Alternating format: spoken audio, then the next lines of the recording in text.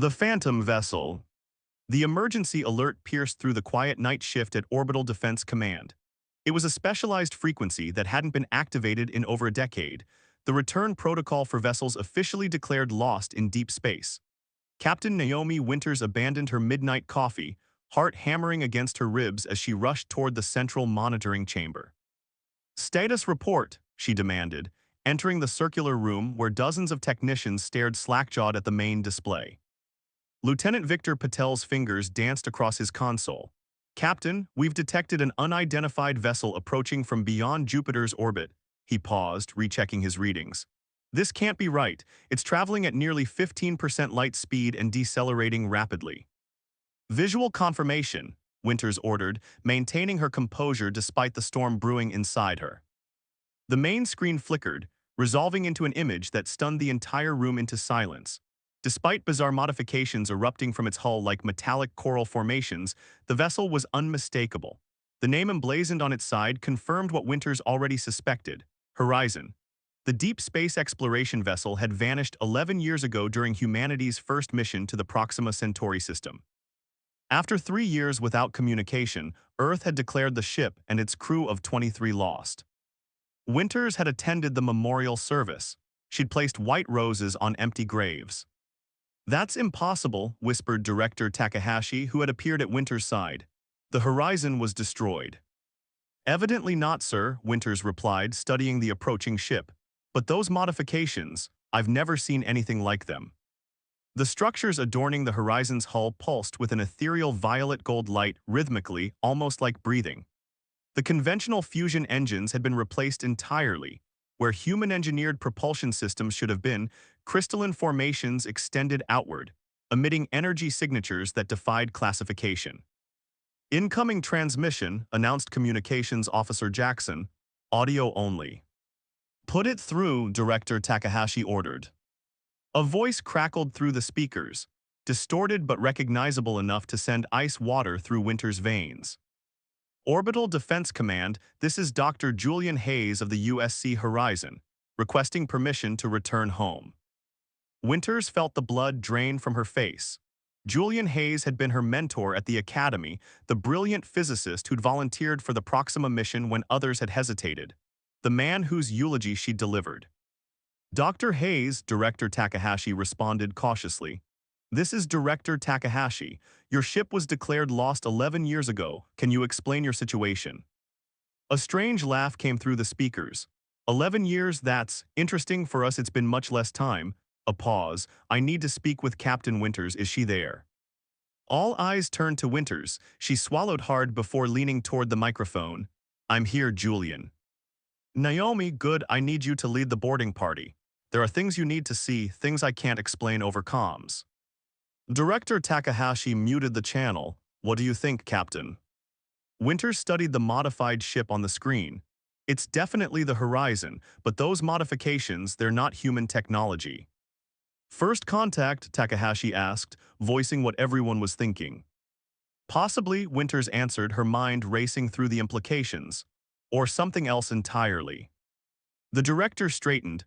"I want full quarantine protocols. Nothing gets off that ship without complete decontamination. Captain Winters, assemble your team, full hazmat gear. Let's find out what happened to the Horizon."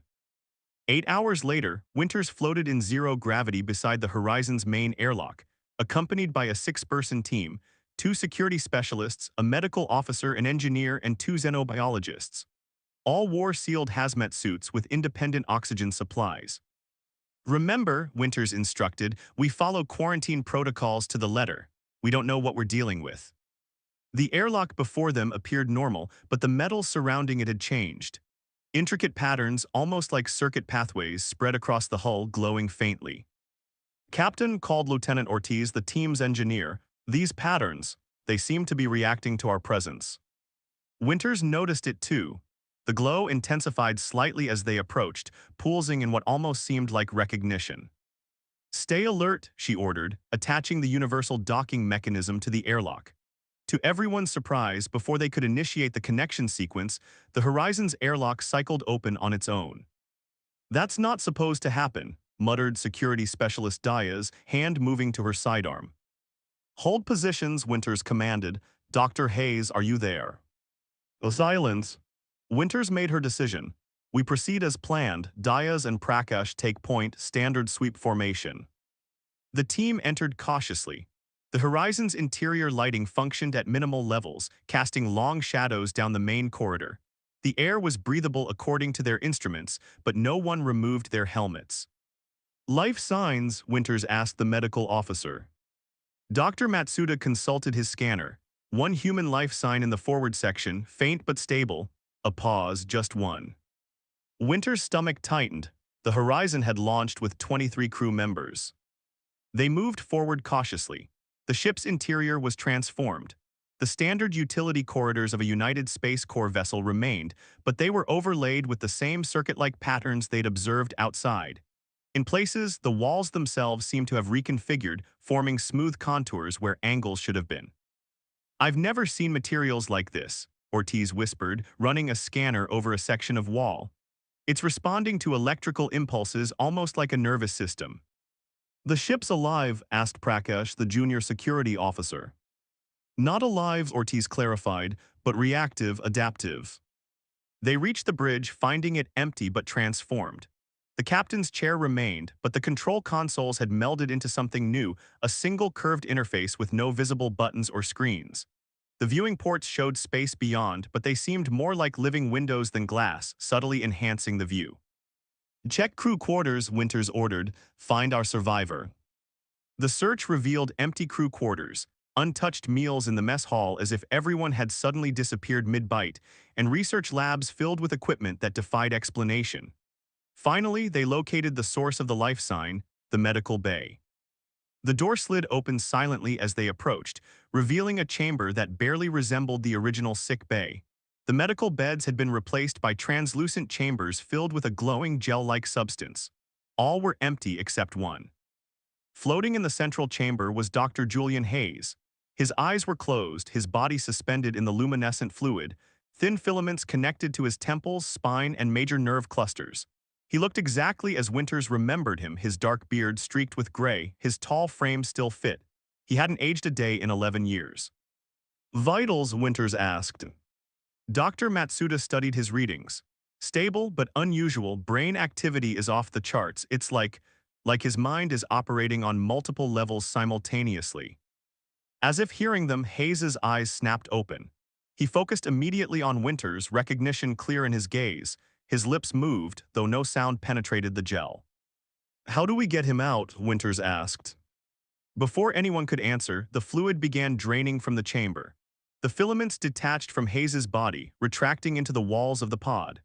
When the chamber opened, Hayes stepped out steadily, impossibly steady for someone who should have been suffering from muscle atrophy after years in suspension. Naomi, he said, his voice perfectly normal, thank you for coming. Winters kept her distance, protocol overriding her desire to embrace her old friend. Julian, what happened to the Horizon? Where's the rest of the crew? Hayes's expression clouded. Gone, all gone, I'm the only one left. What happened to them?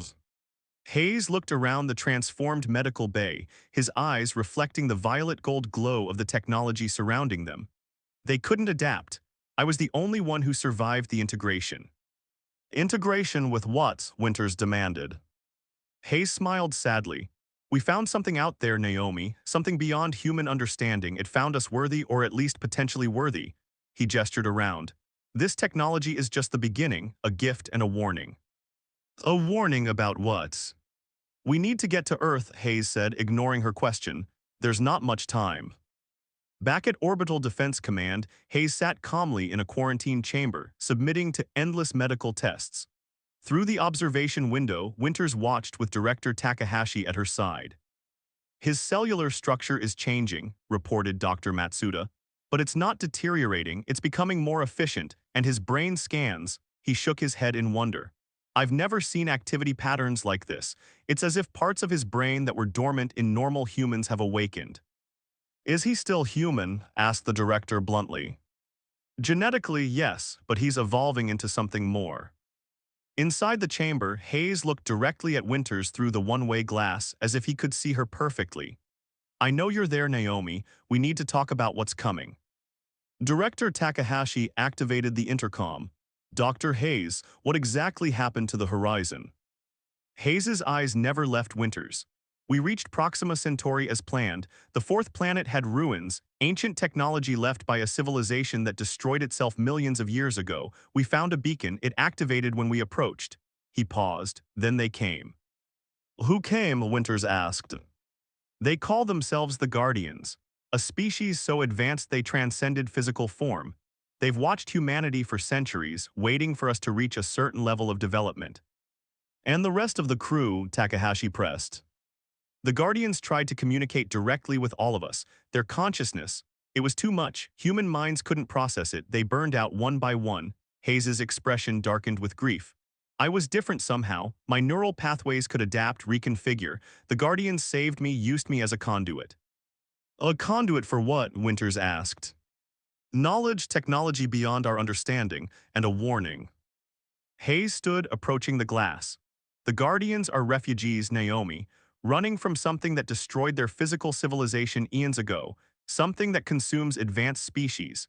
They believe humanity has the potential to survive where they failed, but only with their help. Winters felt a chill run through her. You're saying there's a threat coming to Earth. Hayes nodded solemnly.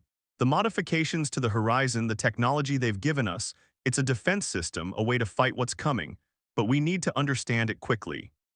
And how do we do that? Asked Director Takahashi. Hayes placed his palm against the glass. Immediately, the surface rippled like water, circuits of light spreading from his hand. Takahashi stepped back in alarm as the patterns raced across the walls of the quarantine chamber. Let me show you, Hayes said. The lights throughout the facility flickered. On every screen and monitor, symbols appeared, mathematical formulas, engineering schematics, biological sequences, knowledge flooding in faster than human minds could process. My God, whispered Takahashi. Winters stared at her old mentor, seeing something ancient and powerful looking back through his eyes. What are you becoming, Julian? Something new, Hayes answered simply. A bridge between humanity and what lies beyond. The question is, are you ready to cross it? As the information continued to pour across every screen in the facility, Winters realized that humanity stood at a precipice. What the horizon had brought back would either elevate their species to new heights or lead them to extinction. And time, according to Julian Hayes, was running out. The architects of change.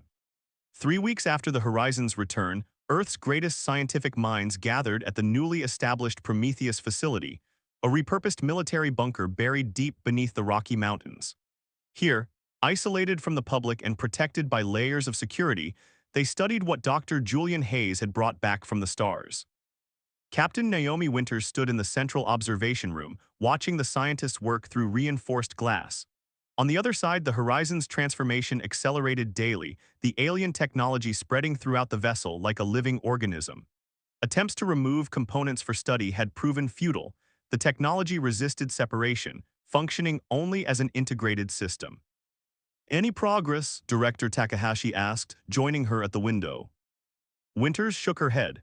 The physics team says the propulsion system operates on principles that contradict our understanding of spacetime. The biology team can't explain how the organic-synthetic interfaces function, and the computer science team, she sighed, they've given up trying to interface with it using our technology. And Hayes. Winters glanced toward a separate chamber where Hayes sat cross-legged on the floor, surrounded by holographic displays showing data streams no human could possibly process at that speed. His body had begun to change visibly. Faint luminescent patterns occasionally rippled beneath his skin, matching the technology's pulse.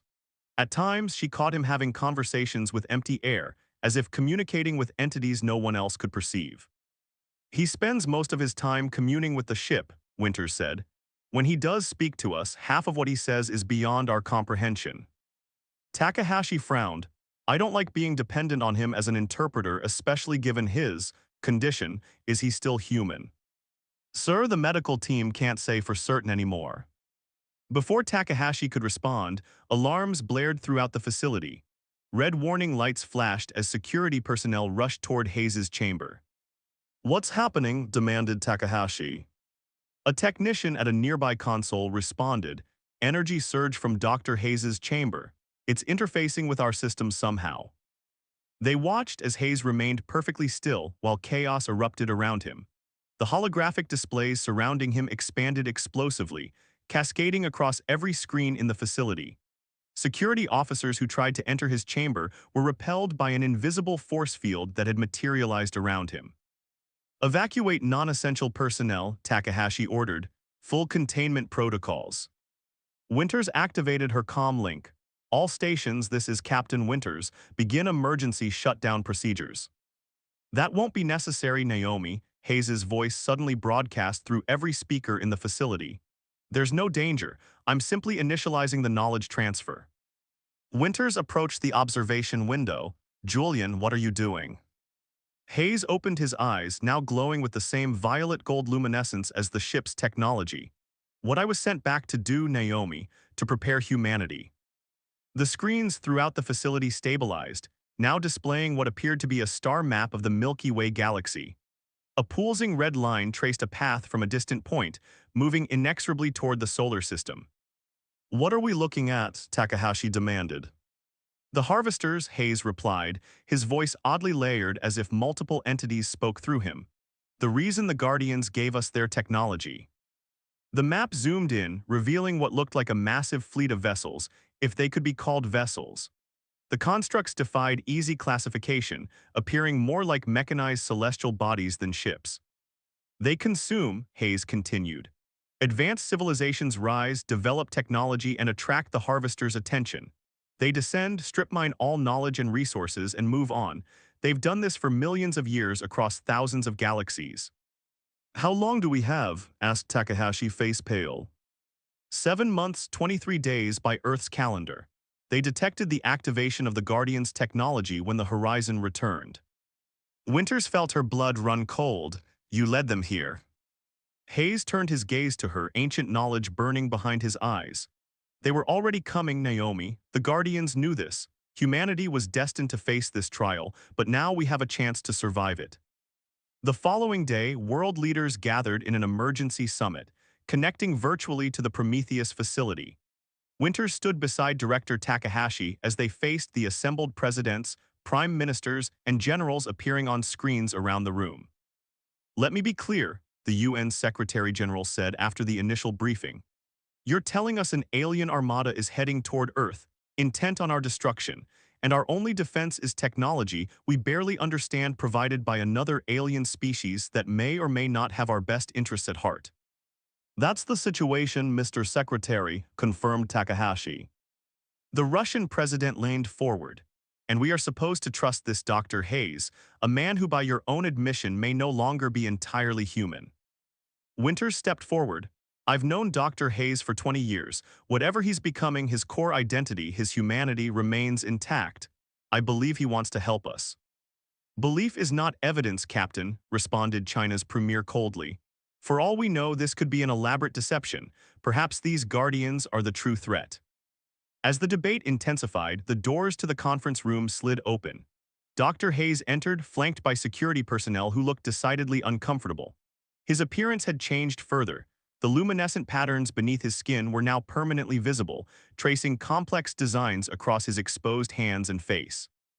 Dr. Hayes acknowledged the director stiffly. We're in the middle of a secure briefing. I know, Hayes replied. I also know you're wasting precious time debating my trustworthiness when you should be implementing the defense protocols I've provided. The European Union representative spoke up. Perhaps, Dr. Hayes, if you explained exactly what these Guardians want from us in return for their help. Hayes smiled sadly. They want nothing, they're gone, their physical forms destroyed eons ago. What remains is their knowledge, their essence. They chose humanity because they see in us what they once were, adaptable, resilient, curious. They believe we can succeed where they failed.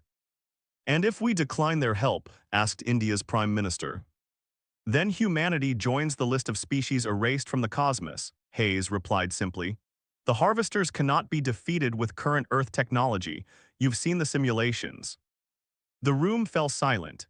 Those simulations, run using the most advanced supercomputers on Earth, had shown complete planetary defeat within hours of the harvesters' arrival. What exactly are you proposing? Asked the U.S. president. Hayes waved his hand.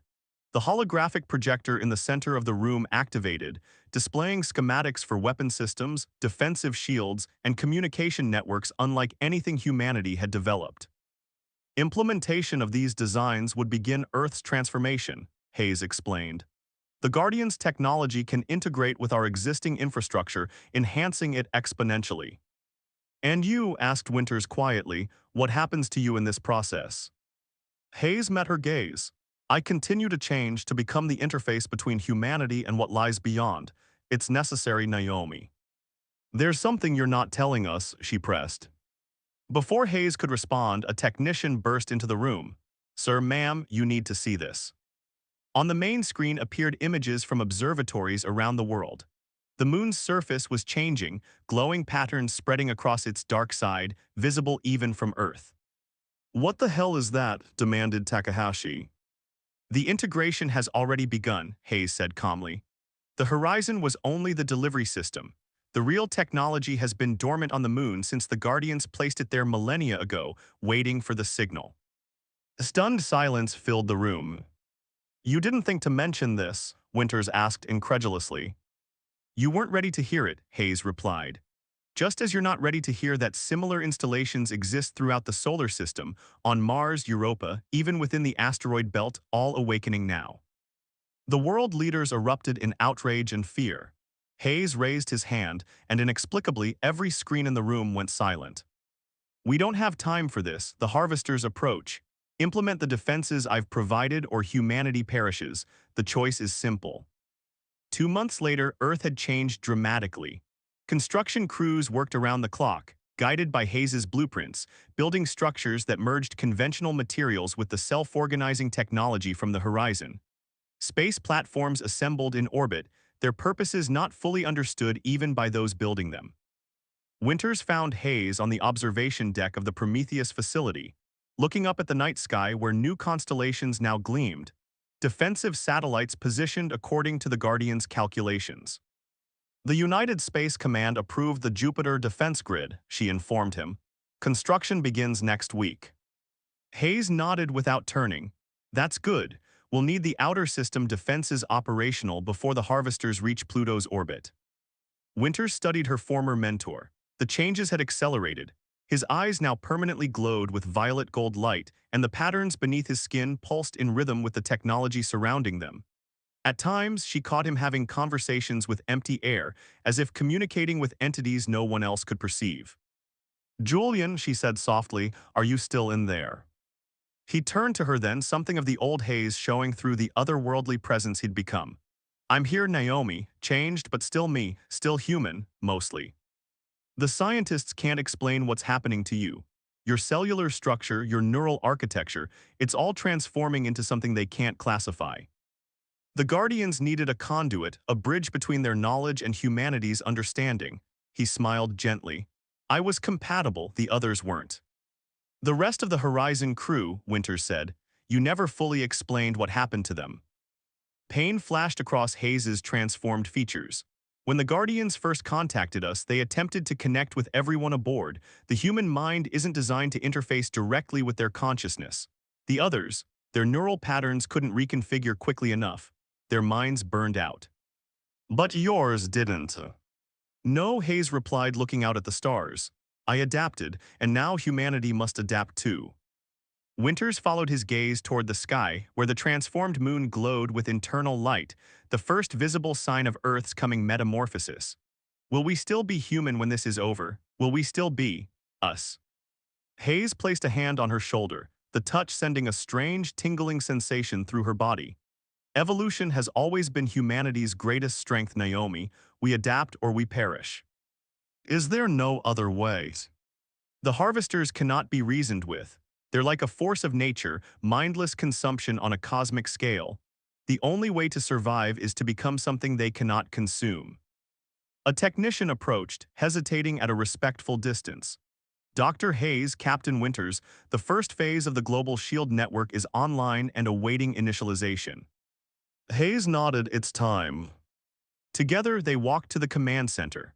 On the main display, a vast network of points of light covered the Earth, thousands of integration nodes constructed according to Hayes's specifications, all awaiting activation. Once we begin, Hayes said to the assembled officials and military leaders, there's no turning back. Earth will be transformed and humanity with it. Director Takahashi stepped forward. The World Security Council has unanimously approved the activation sequence. Hayes turned to Winters. The Guardians chose humanity because they saw our potential. We've always reached for the stars, Naomi. Now the stars reach back.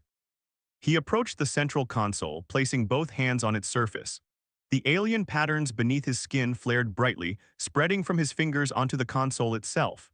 Every screen in the facility came alive with cascading symbols as Hayes closed his eyes, becoming the conduit between two worlds. Activation sequence initiated, he announced, his voice once again layered with others. Integration protocol online. Outside, the night sky illuminated with a web of violet gold energy connecting the integration nodes across the planet. The moon pulsed in response, a beacon visible across the solar system. In orbit, the defensive platforms hummed to life, their alien architecture unfurling like blossoming flowers. Deep under the surface of Mars, Europa, and scattered throughout the asteroid belt, ancient machines stirred, awakening from their millennia-long slumber. As the transformation spread, Winters felt a strange sensation, a subtle vibration through her body, a whispering at the edges of her consciousness. Looking around, she could see others experiencing it too, the faintest outline of patterns appearing beneath their skin, flickering before fading again. "What's happening to us?" she asked, a mixture of wonder and fear in her voice. "The final gift of the Guardians," Hayes replied, his transformed eyes meeting hers. "The means to fight the Harvesters, not just with technology but with evolution itself." Outside the facility's windows, the sky continued to glow with unearthly light as humanity's metamorphosis began, a desperate race against the approaching Harvesters, who even now accelerated toward the solar system, drawn by the activation of technology they had hunted across the stars for millennia. Earth was changing, humanity was changing, and somewhere in the void between stars the Harvesters sensed it, the emergence of a new power, one that might at last challenge their reign of consumption. The war for survival had begun.